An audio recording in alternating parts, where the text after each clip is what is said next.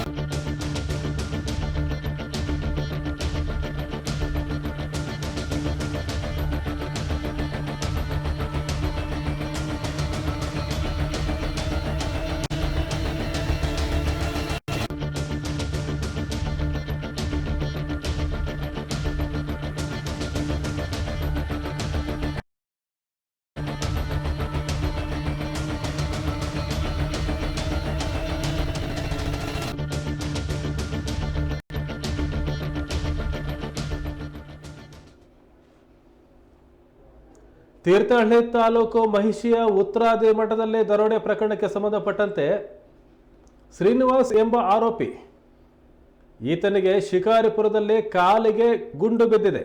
ಅಂದರೆ ಪೊಲೀಸರು ಇವರನ್ನು ಅರೆಸ್ಟ್ ಮಾಡೋಕ್ಕೆ ಹೋದಂಥ ಸಂದರ್ಭದಲ್ಲಿ ಆತ ಅವ್ರ ಮೇಲೆ ಅಟ್ಯಾಕ್ ಮಾಡೋಕ್ಕೆ ಪ್ರಯತ್ನ ಮಾಡಿದ್ರಿಂದ ಅವನ ಕಾಲಿಗೆ ಗುಂಡು ಹಾರಿಸಿ ಬಂಧಿಸಲಾಗಿದೆ. ಮಾಲೂರು PSI ಫೈರಿಂಗ್ ಮಾಡಿದ್ದಾರೆ. ಈತನನ್ನು ಬಂಧನ ಮಾಡಲಿಕ್ಕೆ ಮಾಲೂರು ಠಾಣೆಯಿಂದ ಪೊಲೀಸರು ತೆರಳಿದ್ರು. ಶರಣಾಗಲು ಹೇಳಿದ್ರು ಸಹ ಅವರ ಮಾತನ್ನು ಗಮನಿಸ್ತಿಲ್ಲ. ಪೊಲೀಸರ ಮೇಲೆ ಹಲ್ಲೆಗೆ ಯತ್ನ ಮಾಡಿದರು. ಮೊದಲು ಗಾಡಿಯಲ್ಲಿ ಫೈರಿಂಗ್ ಮಾಡಿದರು. ನಂತರ ಆರೋಪಿ ಶ್ರೀನಿವಾಸ್ ಕಾಲಿಗೆ ಗುಂಡು ಹಾರಿಸಿದ್ದಾರೆ.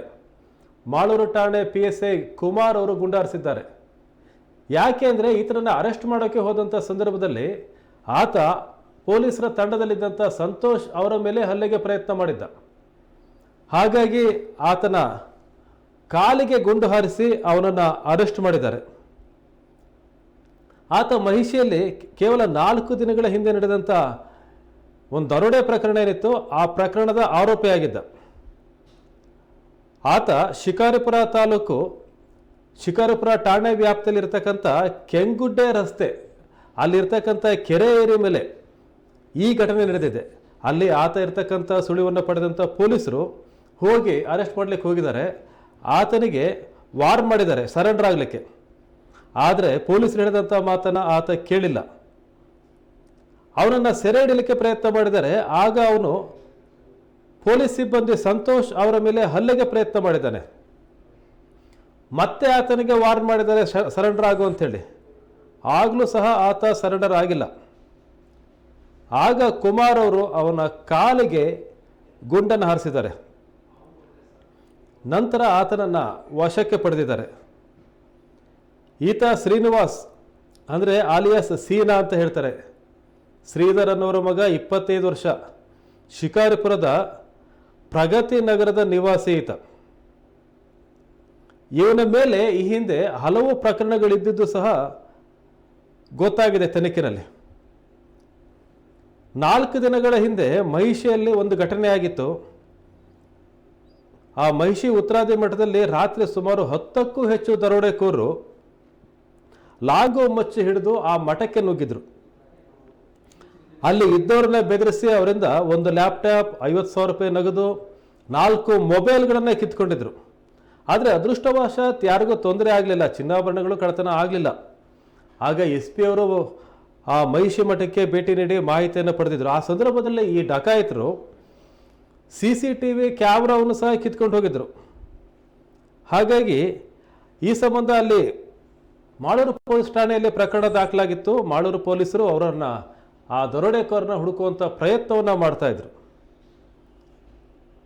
ಈಗ ಆತ ಶಿಕಾರಿಪುರದಲ್ಲಿದ್ದಾನೆ ಅಂತ ಗೊತ್ತಾಗಿದೆ. ಅಲ್ಲಿಗೆ ಹೋಗಿದ್ದಾರೆ.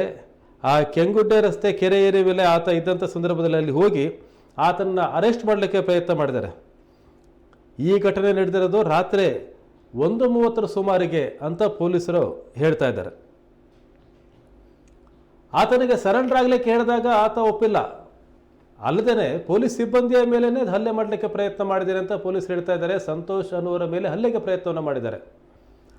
ಆಗ ಮಾಳೂರು ಠಾಣೆಯ PSI ಕುಮಾರ್ ಅವರು ಈ ಶ್ರೀನಿವಾಸ ಆಲಿಯಾಸ್ ಸೀನಾ ಈತನ ಕಾಲಿಗೆ ಗುಂಡನ್ನು ಹಾರಿಸಿದ್ದಾರೆ. ಮೊದಲು ಗಾಳಿಯಲ್ಲಿ ಗುಂಡು ಹಾರಿಸಿದ್ರು, ಆಗಲೂ ಸಹ ಅವನು ಸರೆಂಡರ್ ಆಗಿಲ್ಲ. ನಂತರ ಅವನ ಕಾಲಿಗೆ ಗುಂಡನ್ನು ಹಾರಿಸಿದ್ದಾರೆ. ಈ ಮೂಲಕ ಮಹಿಷಿ ಉತ್ತರಾದಿ ಮಠದ ಆ ದರೋಡೆ ಪ್ರಕರಣ ಏನಿದೆ ಒಂದು ದೊಡ್ಡ ಬೇಕ್ತರು ಸಿಕ್ಕಿದೆ. ಕೇವಲ 4 ದಿನದಲ್ಲಿ ಆರೋಪಿಗಳನ್ನು 10 ಜನರ ತಂಡ ಅಲ್ಲಿ ಬಂದಿದ್ದು. ಈಗ ಶ್ರೀನಿವಾಸ್ನ ಅರೆಸ್ಟ್ ಮಾಡಿದ್ದಾರೆ. 4 ದಿನದಲ್ಲಿ ಮಹಿಷಿ ಉತ್ತರಾದಿ ಮಠದ ದರೋಡೆ ಪ್ರಕರಣ ಏನಿತ್ತು ಆ ದರೋಡೆ ಪ್ರಕರಣದ ತನಿಖೆಯ ದಿಕ್ಕು ಸರಿಯಾದ ಜಾಡ್ನಲ್ಲಿ ತಗೊಂಡು ಹೋಗ್ತಾ ಇದ್ದಾರೆ ಪೊಲೀಸರು.